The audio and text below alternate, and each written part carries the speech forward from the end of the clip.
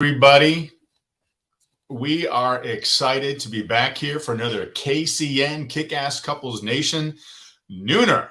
We're glad that you're here, and I hope you stick around because today you are going to learn how to magnify the good in your relationship and totally amp and up that level of appreciation. And I don't know about you, but in all the times I've been speaking to guests and audiences, everybody else, I have never heard anybody see that they receive too much appreciation or gratitude. No one has ever said that. Those are the words that have never come out of anybody's mouth. So today in our Nooner, we're going to talk about what you can do to magnify the level of good and appreciation in your relationship. So we're glad that you're here. So why is this a topic? Why do we want to talk about recognition? Because when we're recognizing our partner, our spouse, and our number one human relationship, we are giving them the most essential oxygen and lifeblood that they need to feel valued, appreciated, and that we see them and recognize them for what they value most about themselves as well. So today, we're talking about this attitude, this topic, and this topic is one of the chapters. Actually, it's chapter 29 in my book, Kick-Ass Husband: Winning at Life, Marriage, and Sex. This book came out a little bit over a year ago, and it is not only for men, but it's for women. If you want to learn how to level up, how to deepen and strengthen your number one human relationship, then pick up a copy of Kick-Ass Husband: Winning at Life, Marriage, and Sex. We have this in the Kindle format, and it just came out in audio. So if you're someone that likes to listen to podcasts or listen to books while you're driving or exercising or out taking a walk, then you can jump on Amazon and get this in any of those first three formats. And it's a whole chapter in my book. It's chapter 29. And it says, Magnify the Good. And the reason I chose that as a title for the chapter in this book, because what we magnify is what grows. What we give oxygen is what becomes a greater part of our own experience. So I want to share that the first point I want to really dive into in talking about what you can do to magnify the good in your own relationship is to catch them doing something right. In his book, Ken Blanchard wrote a book called Leadership and the 1 Minute Manager. And he talks about one of the key things to becoming a better manager, a better leader. And we want to be leaders in our relationships as well. A lot of those principles from our business and personal lives, there's a lot of crossover, right? And it's not just what happens in our business life or our personal life, but I'm the same person, right? I show up the same way for the people that I love the most in my personal relationships, and also for all the people that I come across in my business. So the 1 minute praise is really talking about catching people doing something right. And I don't know why we are so conditioned to looking for the negative. It's a lot easier, certainly, to pick out what's wrong with something, what we don't like, or what we would change, or how we think we could make something better. But it's really important for us to look and see what is right in the relationship. And specifically, when you're in a committed relationship, you want to create the culture of appreciation, and you want to make sure that you are looking at your partner, looking at your spouse, and seeing what they're doing right and good. And then you want to magnify it. And to magnify that, it means verbalize it. Every single day in your number one relationship, you should be looking at your spouse, your partner, and saying what you like about them, what you appreciate in them, or something good that you see them doing, and then telling them about it. This natural reinforcement makes you healthier, it makes them healthier, and it lets them know what you appreciate and recognize, and then they're going to do more of that, because everybody loves to receive appreciation and good in their experience. And when you're catching them what they're doing right as opposed to negatively what they're doing wrong, then that's the kind of behavior that you're going to amplify. And think about it. I mean, the interactions that I have with my wife, my number one, most of them are good. I'd say at least 80% or 90% of those things that I experience with them are positive. So that should be the kind of communication that I have with them as well, is positive communication. So ask yourself the question right now, how much of the interactions that I'm having with my partner are positive? And hopefully that's a preponderance or a majority of those interactions. And if they are positive and you're sharing those words of affirmation, and it can be verbal, you hear me talk about the importance of communication an awful lot at Kick-Ass Couples Nation. And the verbal word, the spoken word, is super important, but the written word also carries a lot of value.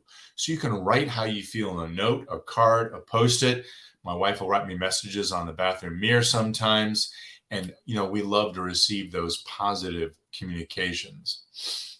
So I want to make sure that you all know you can find us here on Instagram. We're on TikTok, LinkedIn, Facebook, and YouTube. We hope you like this content and that you'll give us a like or share this information. Kick-Ass Couples Nation, in addition to doing these live nooners every single Tuesday at 12 straight up, we also have webinars, and we have a panel of licensed marriage therapists. This Tuesday, we're having a webinar on how to create the culture of appreciation in your relationship. If you want to join us, that'll be posted in Instagram. Check us out there at Kick-Ass Couples Nation. We'd love to have you show up and see some of the good that we're doing there. The second key point I'd like to focus on with everybody right now is, what is your spouse or your partner longing to be happy about? What's a feeling that they have in their heart that they would like to work on, or something that if they could do would increase the level of happiness or enjoyment or satisfaction in themselves? And then you got to ask them, if you don't know what that is, if you don't know what they're longing, what they would really hope to do or achieve, ask them. And a great leading question, instead of a yes or no, that you could ask this right now is, what are you most excited about right now outside of our relationship? And then you'll learn from them what they're thinking about, what's taking up the real estate in their thought, that big piece of furniture that they would like to have progress on. Or they say, gosh, I really love to have a better relationship with somebody in my family, or a good friend, or someone I know is really hurting, and I'm not sure how to best support them.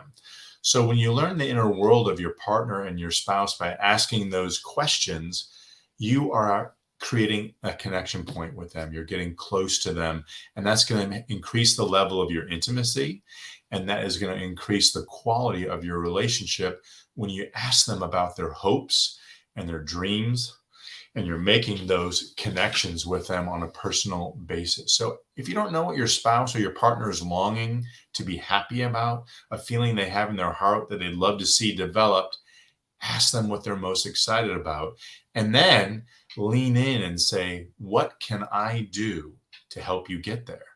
If it's just talking about, if it's supporting them, if it's getting closer to them and just knowing you've got their back, but anything that you can do to help your spouse achieve one of their dreams or hopes or something they aspire to do or be, means that they're going to see you supporting them. And that is going to magnify the good and the great relationships that you have with them. Lori, just saw you joined us on Instagram. I'm glad you're with us. We are talking about appreciation and what you can do to learn how to magnify the good in your number one relationship. So what is your spouse longing to be happy about? A feeling from their heart. And if you want to get close to them, make sure that you're sharing with them, what do you have in your heart that you want to, a longing, a place that you'd like to see improvement, or see you join something else? Then if you're communicating those inner hopes and dreams to your partner, it's going to bring you closer, and it's going to allow you to open up to them, and so they have an opportunity to support you in the things that you're trying to achieve and what you're trying to do.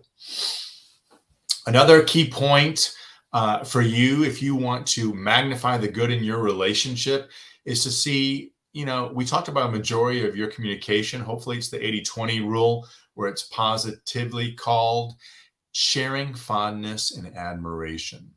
So sharing fondness and admiration is communication, but it's also a connection that you have with your partner and your spouse.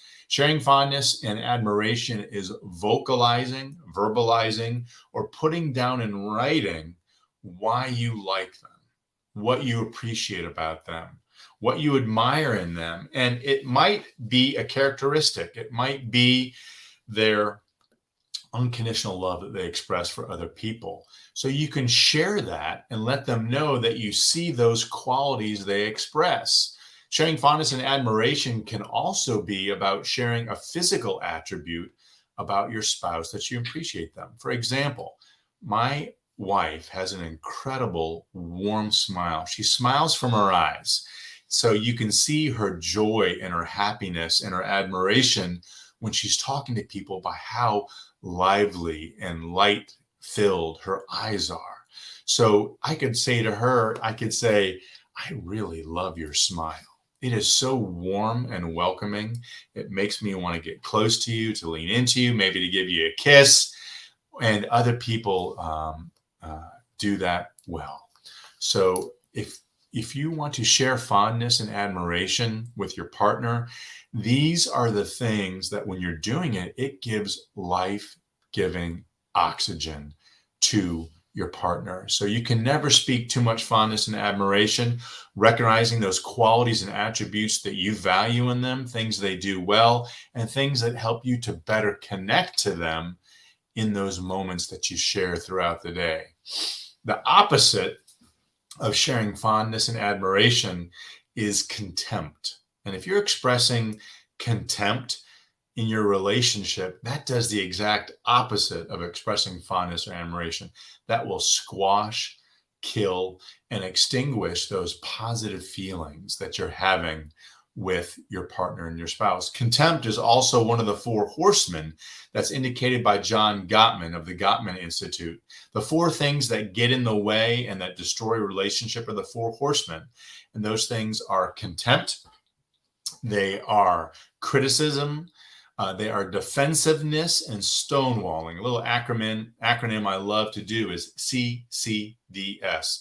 If you see those things riding around in your relationship, man, they can beat it down and destroy it. And you want to work to eliminate those things if they're showing up a lot in your number one human relationship. And so the opposite of fondness and admiration, the third tip to magnifying the good in your relationship is contempt. We don't want those things coming in and taking control and stomping all over the goodness in our relationship.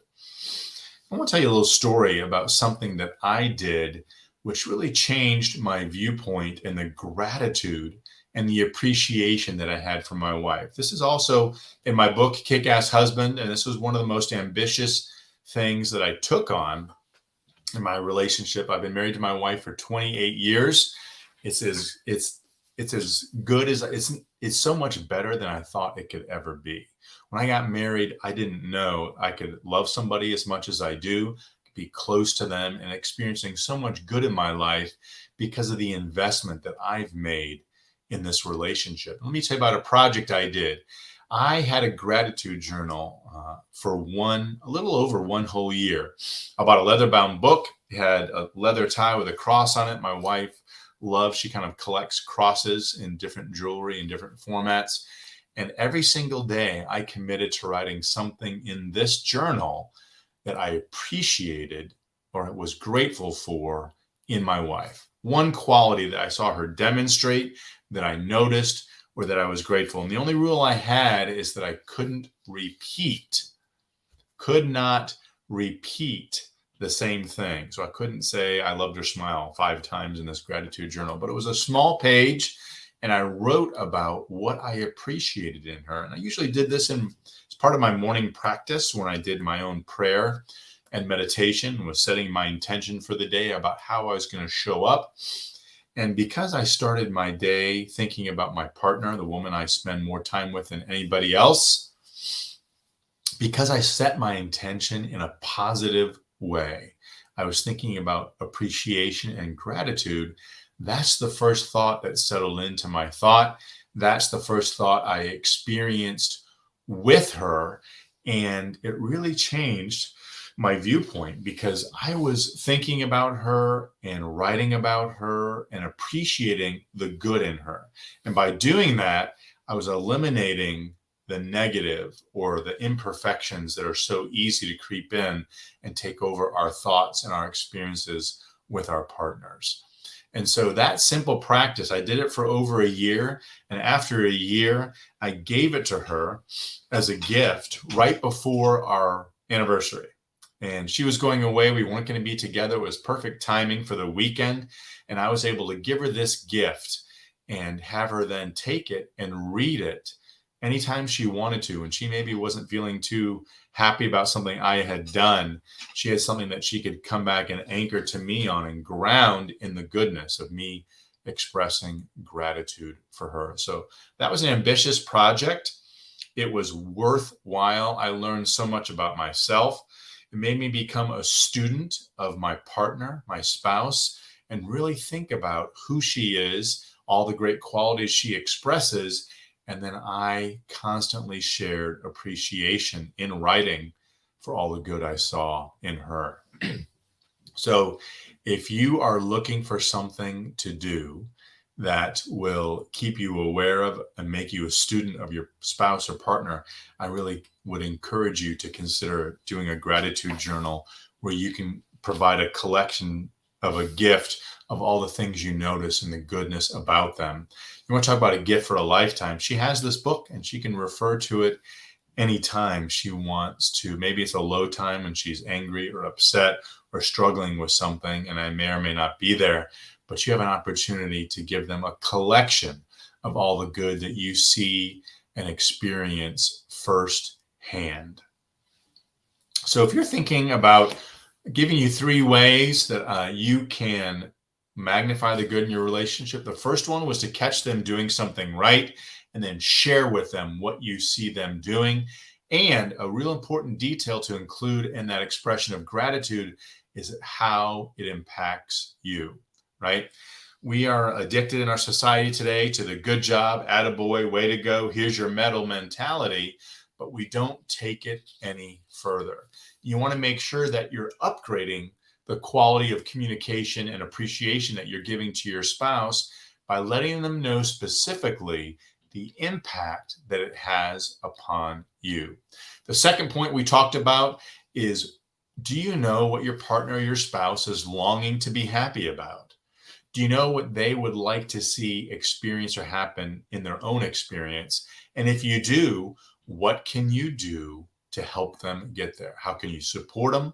Let them know you've got their back, or what specific things can you do as a sounding board to help them achieve a longing they have in their heart? Key point 3, the third one we talked about, was what's the majority of your communication? Are you sharing fondness and admiration, giving them that oxygen that they need so they can have a secure attachment? We didn't talk about attachment earlier, but having a secure attachment with your spouse is critical for you to be close together and living in that place of productivity and happiness. You want to make sure that you have a secure attachment to them and that it's one of love and connection and desire. So that was the third thing that we talked about. And if you're thinking about ways to do this, it doesn't have to be the year-long project that I mentioned to you about the gratitude journal.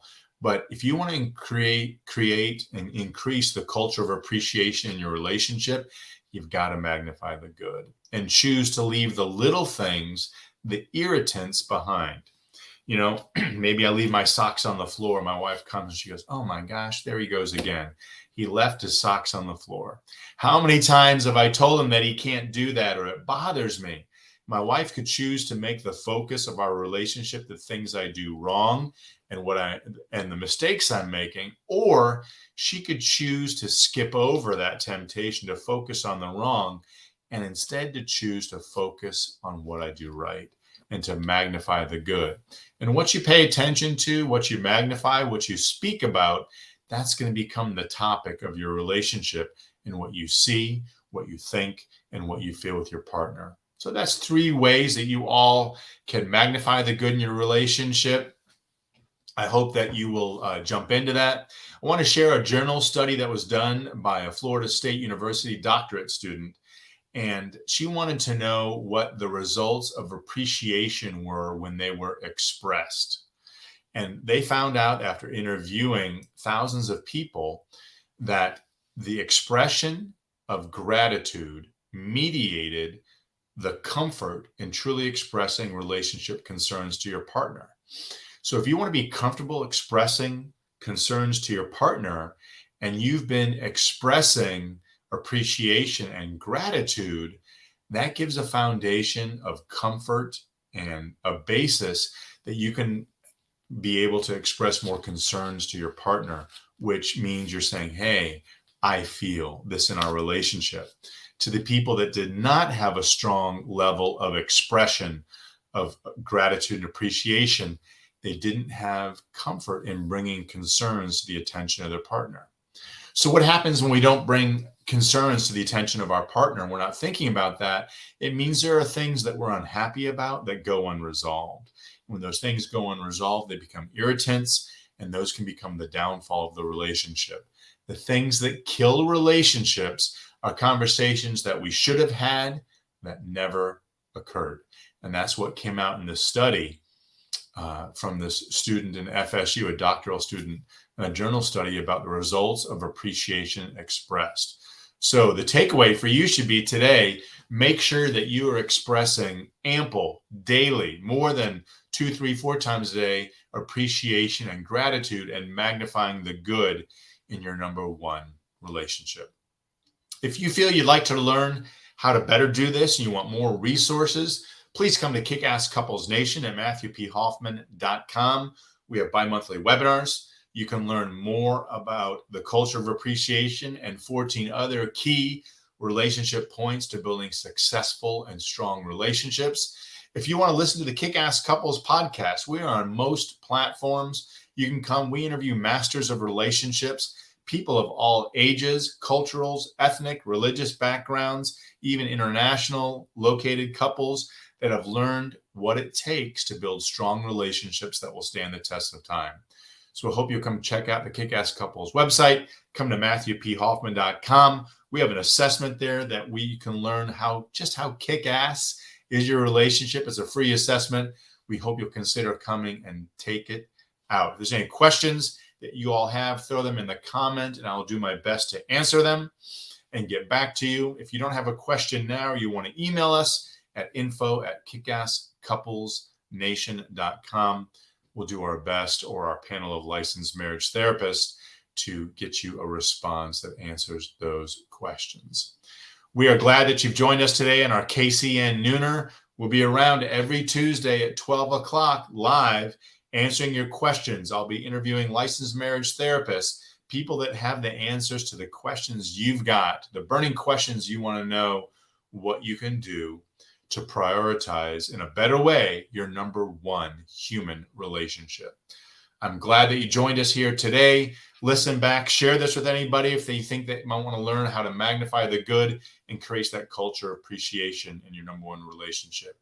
Thanks for joining us. Until next time, remember that happily ever after does not just happen, it is on purpose. We'll see you out there.